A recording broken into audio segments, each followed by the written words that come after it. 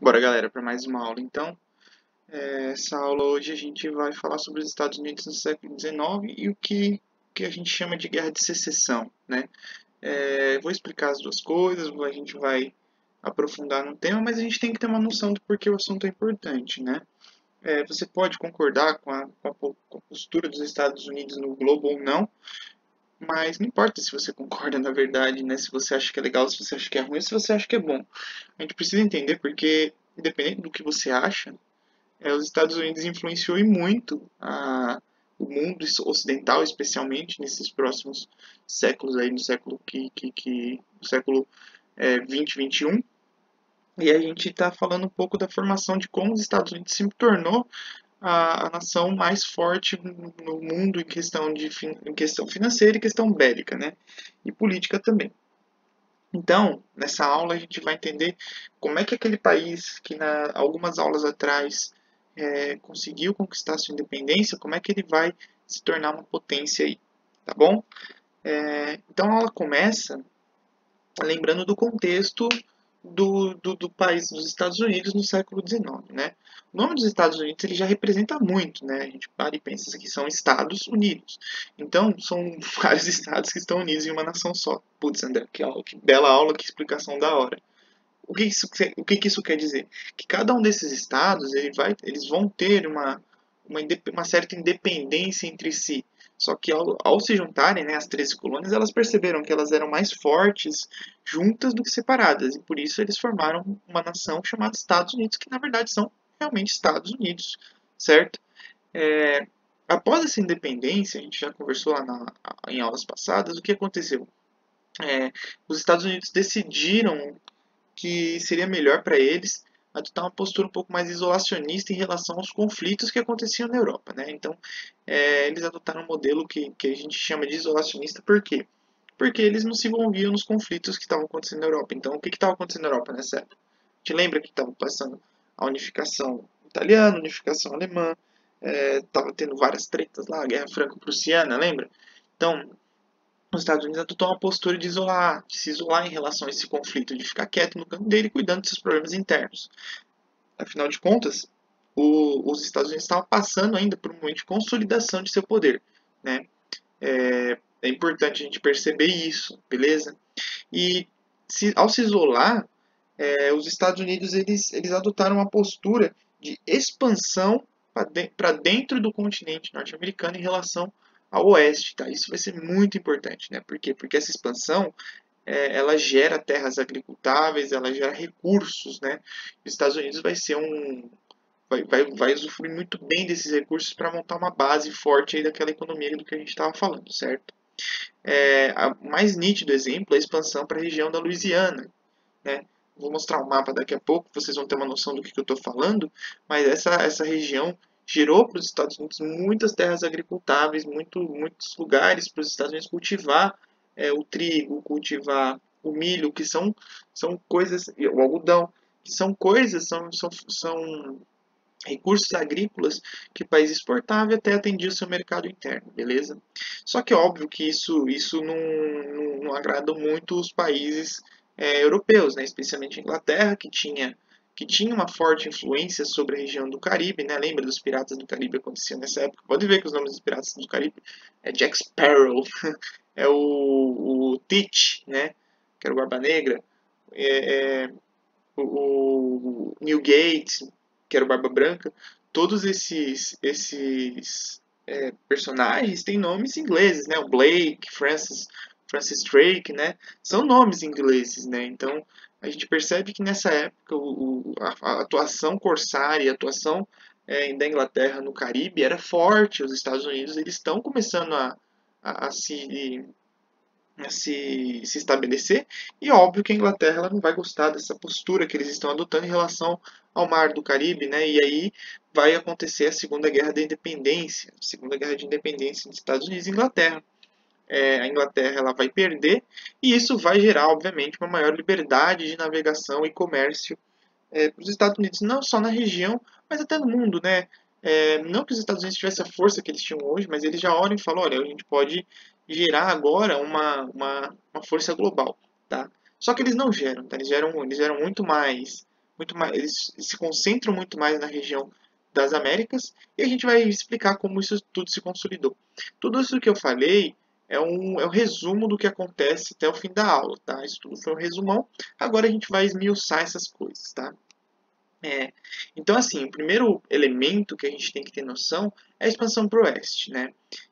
Entre 1814 e 1812, né, no contrário, 1812 e 1814, os Estados Unidos eles conseguem estabelecer a fronteira com o Canadá ao norte, que talvez fosse a principal, entre aspas, ameaça da expansão norte-americana, né? A gente não pode esquecer que o Canadá ele tem influência francesa, influência inglesa, naturalmente ele vai servir como um marco aí para os Estados Unidos chegarem e falar, olha, se a gente quiser invadir aqui, a gente invade, mas a gente prefere não comprar essa briga agora. Até porque se ele invadisse essas regiões, ele ia ganhar, eles iam criar uma guerra que talvez eles pudessem não ganhar, né? Porque eram duas potências europeias muito fortes, né? Então essas fronteiras elas são bastante fixadas, demarcadas e de uma forma geral os Estados Unidos eles respeitam bastante as fronteiras com o Canadá, né? Vai ser o contrário do que a gente vai estudar daqui a pouco em relação ao México, né? E aí os Estados Unidos eles começam a divulgar um documento chamado Destino Manifesto, que é muito louco, cara. Isso é uma das coisas mais loucas da história dos Estados Unidos, porque como é que dá para falar? Eles criam uma tese de que eles são os homens brancos e que eles são responsáveis a levar a humanidade, a levar a civilização para o oeste da América, né?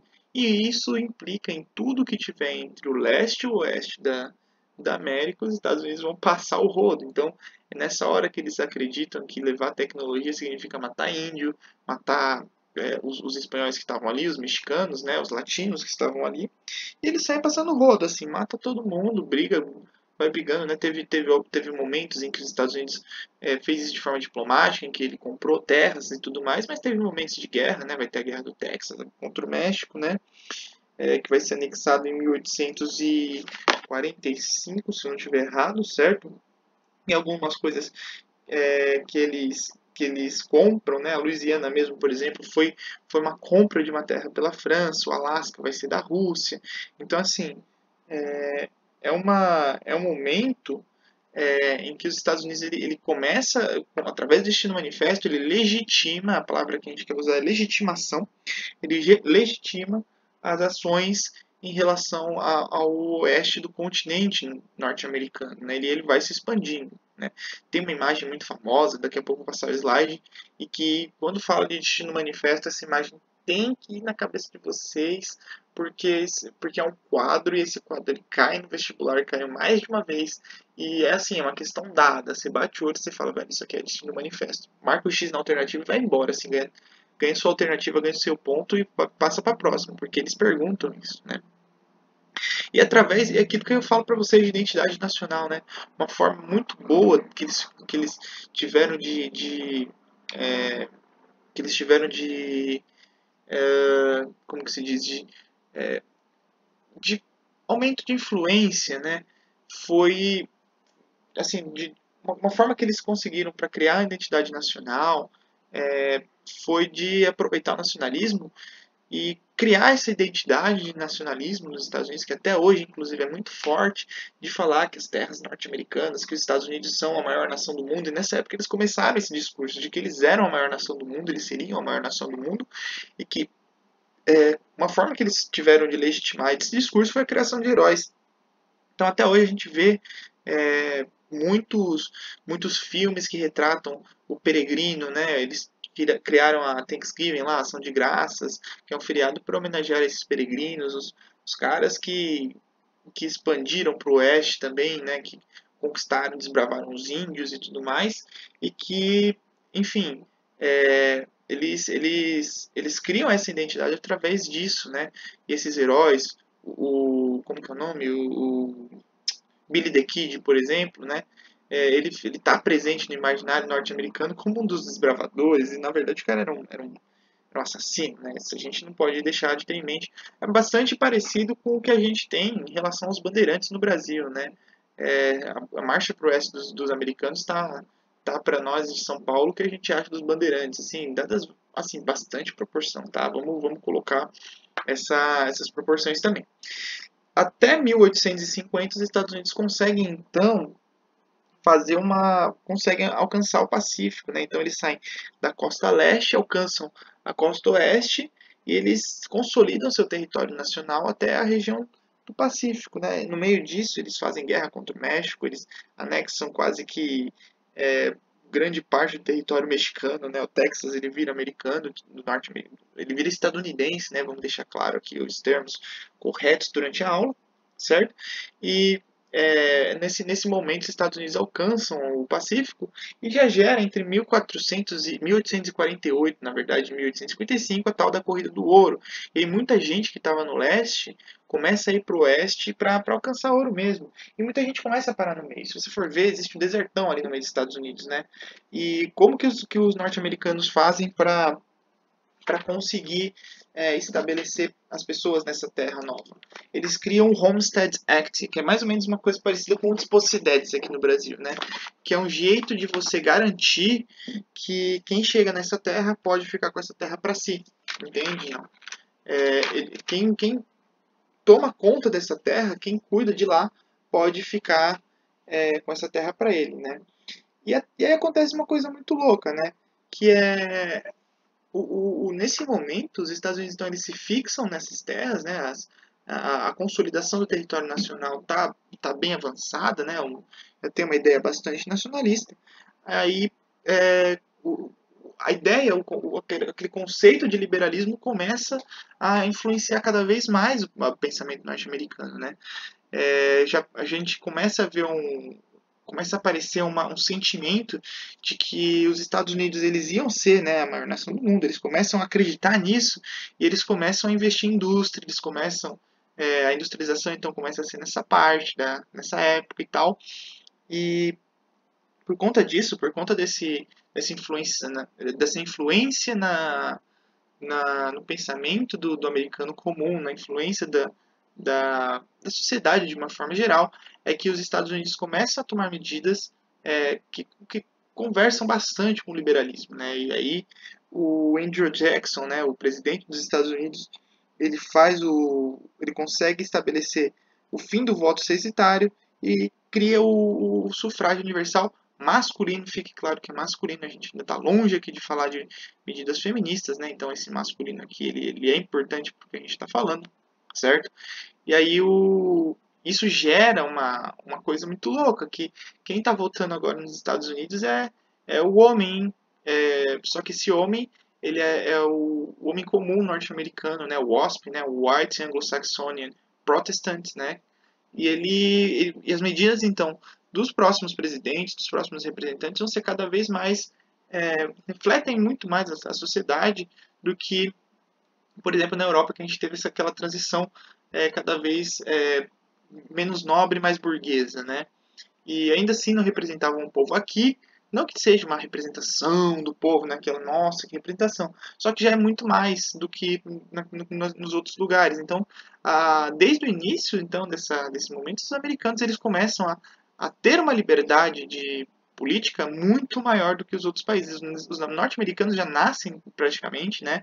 O conceito norte-americano praticamente já nasce nessa liberdade, certo? Aqui a imagem que eu falei para vocês, né, do Destino Manifesto. Então, cara, essa imagem ela é ótima por causa disso. Ela mostra, olha, ela segura a Bíblia, né, tá levando a palavra de Deus pro oeste. Olha só como eles retratam os índios aqui, tá? Isso é um quadro da época, né?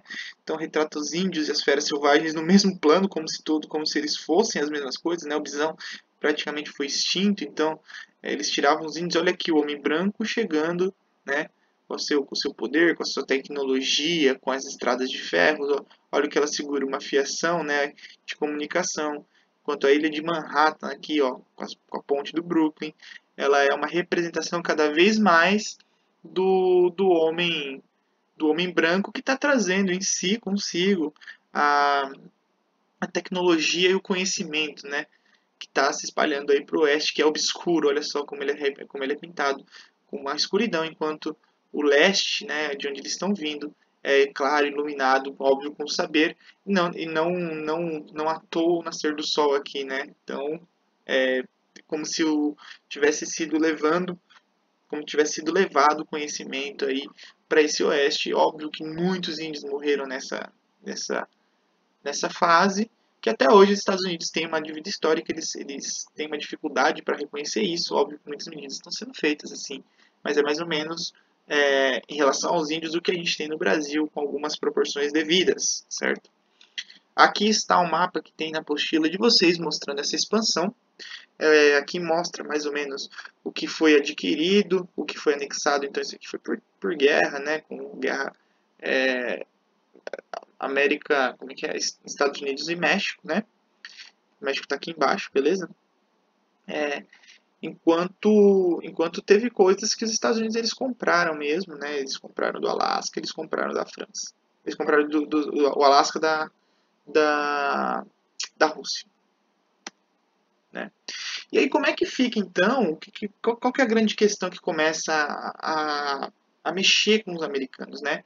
É que a gente tem uma diferença muito grande entre os estados, né? Porque alguns estados eles eram cada vez mais influentes tinham muito mais influência nesse pensamento liberal burguês industrial, enquanto outras regiões elas eram muito mais voltadas para a agricultura, né?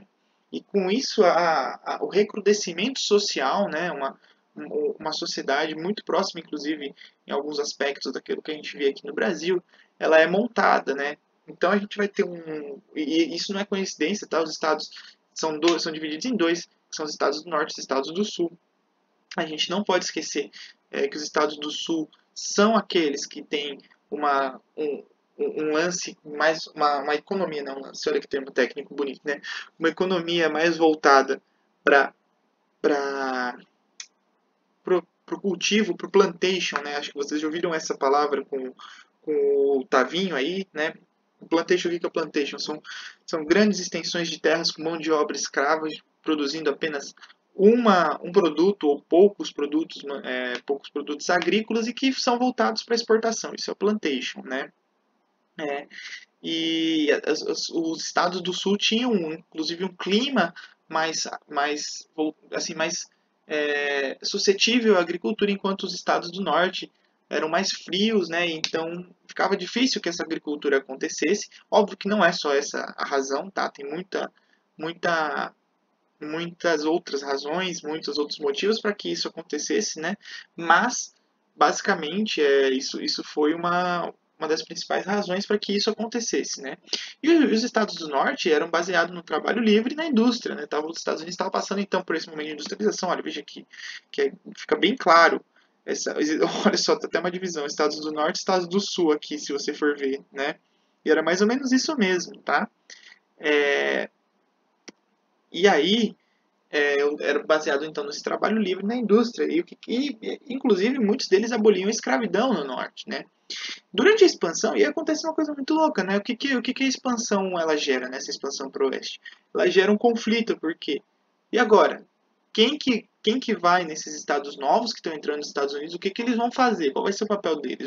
Serão estados que vão ficar voltados para plantation? Ou vão ser estados que vão ficar voltados para o comércio, para o trabalho livre, para a indústria? E isso começa a gerar uma tensão entre os antigos estados norte-americanos e aqueles novos que estão entrando. E aí é muito louco, porque essa tensão elas vai aumentando cada vez mais, até um dado momento em que gera-se uma lei que diz que o estado novo é que vai decidir para que lado ele vai querer pender, né? Só que isso não fica muito claro. E essas tensões elas vão aumentando. Geram situações como, por exemplo, a da Libéria, né? Daí eu explico, a Libéria não tem nada a ver aqui com... Libéria não é um estado norte-americano, né? Mas os estados do sul, para tentar amenizar essa rixa, né?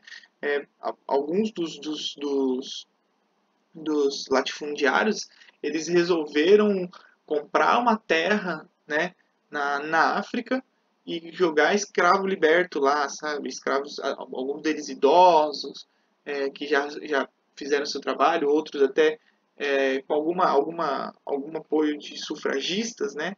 De pessoas que eram a favor do fim da escravidão, e eles começam a pegar os escravos e jogar lá na África, na Libéria. Libéria mesmo de liberar, de freedom, né? Tanto que o Monroe, que era o presidente dos Estados Unidos, ele dá nome à capital da Libéria, né, que é Monrovia, né? Monrovia, para se você ler em português, Monrovia, que é o jeito, entre aspas, correto, né? Que meu inglês também é meio estranho, assim. E é óbvio que isso não vai resolver o problema, né? É só uma ponta do iceberg, certo?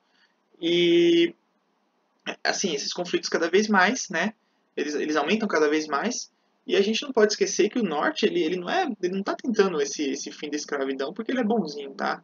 Óbvio que vai ter gente que tá ali no meio até assim, de boa intenção, mas é porque os nortistas, eles têm interesse nessa mão de obra barata e no mercado consumidor, né? Então, quando o escravo ele fica liberto, ele vai ter que produzir, né? Ele vai ter que trabalhar para poder viver. E aí os estados do norte, eles têm interesse nisso e até para consumir, para transformar esse escravo em alguém que vai receber dinheiro e poder gerar riqueza, né? Poder rodar a economia, né? E os estados do sul cada vez mais resistentes, né? Porque basicamente essa mão de obra escrava ela era a base do trabalho do campo, né? Então essa situação ela fica cada vez mais sustentável. Isso começa a gerar conflitos cada vez mais fortes, né? Até o momento em que isso vai gerar uma guerra civil norte-americana, né? Só fazer um asterisco aqui, um parênteses, né? Tá aqui o rosto da Harriet Tubman. Tem o filme dela, certo? Eu acho que vocês podem achar no Amazon. É realmente um filme muito bom e que mostra o papel do escravo nessa sociedade, né? Porque o escravo ele não pode ser pintado por muito tempo. A historiografia do Brasil, inclusive, pintou o escravo como um ser passivo que aceitava a, o que o homem branco fazia, né? E a gente vê que existem muitos movimentos de resistência. Harriet, ela foi uma mulher escrava e negra, né? E que ela foge da fazenda e ela faz um movimento abolicionista, assim, contra as leis do sul mesmo. Que ela pega escravos e ela vai libertando e vai levando eles para o norte assim, de forma clandestina, né? É realmente um exemplo o que ela fazia. É um filme muito bom, se procurem, é Heritage que chama, e que mostra a história da vida dessa mulher. E é muito bom porque vocês entendem mais ou menos como é que funcionava a sociedade dessa época. Porque é nesse momento em que começa a nascer nos Estados Unidos, na verdade ele não começa a nascer, né? Ele já tinha nascido, porque é extremamente racista essa, essa política norte-americana no início de sua formação, certo? E aqui nesse momento a gente vê por que o norte-americano ele tem essa dificuldade de lidar com o negro, assim como nós temos aqui no Brasil, embora sejam racismos diferentes, né? Lá é um racismo muito mais aberto e tudo mais, né? É, e, e aí é nesse momento em que a gente começa a ter você começa a entender como é que o cara pensa, entendeu? E aí você começa a entender um pouco melhor como hoje em dia a gente tá tendo Black Lives Matter, entendeu? Isso tá basicamente uma coisa relacionada à outra. Não faz tanto tempo assim, gente. A gente tá falando de uma coisa que não aconteceu há 1000 anos, tá? Isso é 1800, isso aconteceu há 200 anos. Tá logo ali na porta, entendeu? E é uma coisa que influencia, obviamente, o pensamento norte-americano, do americano de hoje, inclusive, tá? E aí essa guerra, ela se deflagra, né? Em 1860, o Abraham Lincoln ele é eleito, né? E ele é eleito com um discurso de tentativa de manter a união entre os países, né? Entre os estados do norte e os estados do sul, né? A frase que cai no vestibular, inclusive, que é a mais famosa do Abraham, é uma casa dividida não para em pé, né? Em que ele diz que se a escravidão ela se mantivesse, ela ia dividir o país e o país ia ser mais fraco. E ele tem uma noção de união, né? E é realmente o Abraham não estava errado, né? Se você for parar para pensar, os Estados Unidos ele é forte hoje porque ele tem uma diversidade econômica muito, muito, muito grande, né? E ele já via isso, ele era um visionário nesse sentido, né?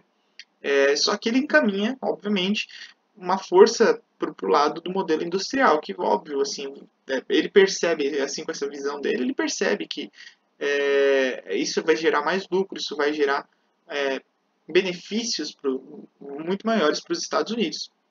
Os estados do Sul, eles, eles naturalmente não vão aceitar muito esse modelo. E aí, em 1861, começa a Guerra da Secessão. É um conflito. Secessão significa divisão mesmo, né? A Guerra da Divisão, em que os estados do Sul eles querem se separar dos estados do Norte, né? E aí aqui a bandeira da Confederação dos Estados do Sul, né? Aqui o Abraham Lincoln, ok? Essa bandeira, ela até hoje ela tem uma conotação racista, né? Porque eles queriam a manutenção da escravidão. Então, quando vocês verem essa bandeira, lembrem-se que é desses estados do sul da Confederação, é, dos confederados, né? Que eles chamavam os estados confederados, e que eles não reconheciam o governo do Abraham Lincoln. E aí o norte, obviamente, ele vai tentar manter os estados do norte, vão lutar ao lado do Abraham Lincoln para a manutenção da unidade nacional, certo? E guerra civil, basicamente, é uma guerra entre o povo, né? É o povo contra o povo. E é muito louco, porque era americano contra americano. Isso nunca tinha acontecido antes na história dos Estados Unidos. E vai ser até hoje a maior guerra civil do país, tá? E uma das coisas que o Norte ele adotou nessa época é exatamente a abolição da escravidão em todos os seus estados, como uma forma de servir de exemplo para os estados do Sul, né? Para tentar conquistar essa parte ideológica da guerra também, que é extremamente importante e que vai fazer diferença no resultado, né? A gente não pode esquecer que os Estados Unidos do Norte, né? Eu acho que não vale a pena a gente ficar lembrando aqui é, quem as fases da guerra, se você for prestar vestibular nos Estados Unidos, você me dá um toque, a gente estuda um pouco, porque lá isso cai muito no PSAT, né? Mas o lance é que vocês não vão. Mas tem uma noção de que o norte venceu, né? O sul perdeu. Então é basicamente o norte é o norte que tem uma indústria, né? Então, os caras eles produziam canhão, produziam armas de metralhadora e tudo mais, e tinha uma economia muito mais forte, muito mais avançada nesse sentido, e que os estados do sul eles eram fazendeiros, né?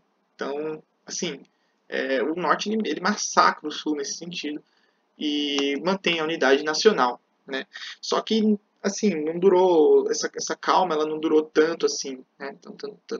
Durou pouco tempo porque o Lincoln ele morre logo em seguida, né? O John Wilkes Booth, que era contra essa união, ele mata o Lincoln e aí num ato terrorista inclusive, certo? E aí os estados do norte eles fazem uma ocupação militar mesmo nos estados do sul, né? E que acentua cada vez mais a marginalização da população negra e isso aumenta a desigualdade social, que inclusive, eu repito, ela dura até hoje. É nesse momento em que essa desigualdade ela aumenta cada vez mais, certo? A população negra, quando ela é libertada nesses estados do sul também, ela não ganha direitos, então ela vai ficar cada vez mais marginalizada em relação à sociedade norte-americana, e isso vai deflagrar ações que vão ter reflexo social nos Estados Unidos até hoje, né? E em 1866, uma coisa que é importante a gente citar aqui é a criação do Ku Klux Klan, que é esses caras aqui, né, que se vestem de branco, que saem para matar negros, né? Um movimento supremacista branco nos Estados Unidos que dizia que os negros eram inferiores e que eles mereciam morrer, eles não mereciam estar lá, né? O que é muito louco, muito, muito louco, né?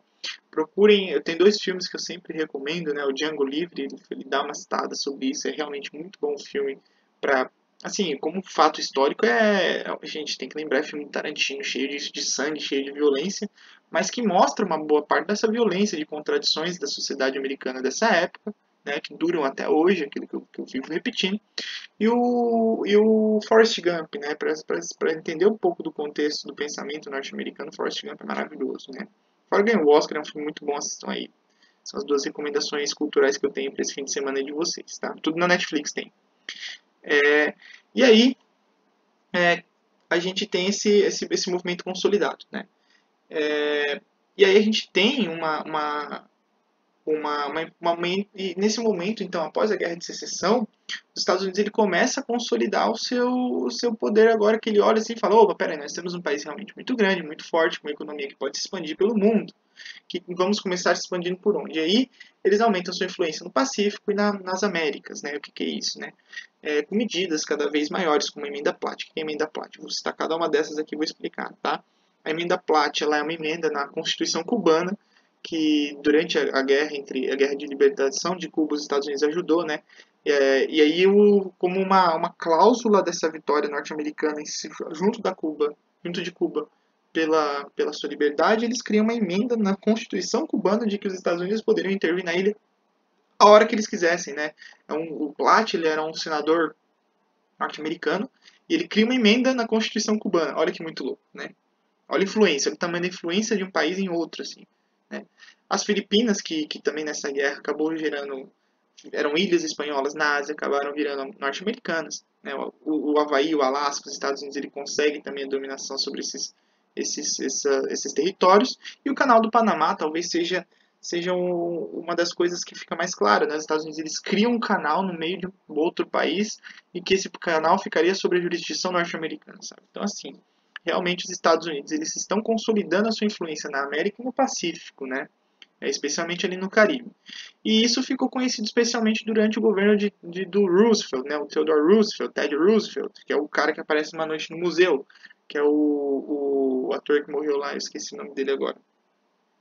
Mas, enfim, e aí as doutrinas dos presidentes norte-americanos, elas vão ficar cada vez mais, tipo, a partir desse momento, elas começam a tomar muito mais, como se diz, muito mais influência internacional, certo? E o Roosevelt, ele é o primeiro a lançar uma doutrina nesse sentido, que é a doutrina Roosevelt, que ela basicamente pode ser resumida em fale suavemente, mas tem um grande porrete à mão. Então, o cara, ele exercia uma influência, sabe, porque ele sabia que ele tinha uma industrialização forte que podia gerar armas e recursos para uma eventual guerra, tanto no Pacífico quanto nas Américas, e os Estados Unidos estão esperando desesperadamente para que essa guerra apareça, para que eles possam influenciar. E ela vai aparecer ali na Primeira Guerra, né? Vai ser, mais uma vez, a gente está construindo o cenário da Primeira Guerra Mundial, né? Por conta desse porrete, nessa frase do Roosevelt, essa ficou conhecida como a Big Stick Policy, a política do Big Stick, a política do grande porrete, que são basicamente essas imagens que a gente tem aqui, né? Isso aqui despenca no vestibular. Essa aqui que isso caiu umas 4 vezes desde que eu prestei, assim, sempre cai, né? Que olha só, né? O Roosevelt levando os seus naviozinhos de guerra para passear no Caribe, né? Que era o mar que ele tinha influência. Ou aqui o Big Stick, porrete dele, conhecido como Nova Diplomacia, batendo nos. Olha como eles retratavam os latinos, o pessoal da Ásia, né, ali no Pacífico, sempre trazendo uma nova diplomacia, né, e aqui os europeus querendo influenciar que ele não deixa porque ele é maior que todo mundo, né, e aí ele realmente começa a influenciar com aquela doutrina, ajudado pela doutrina Monroe América para os americanos, né. Beleza? Gente, o que eu tinha para falar era basicamente isso. Estou sempre à disposição. Podem me procurar. Grandes beijos e abraços. Tchau!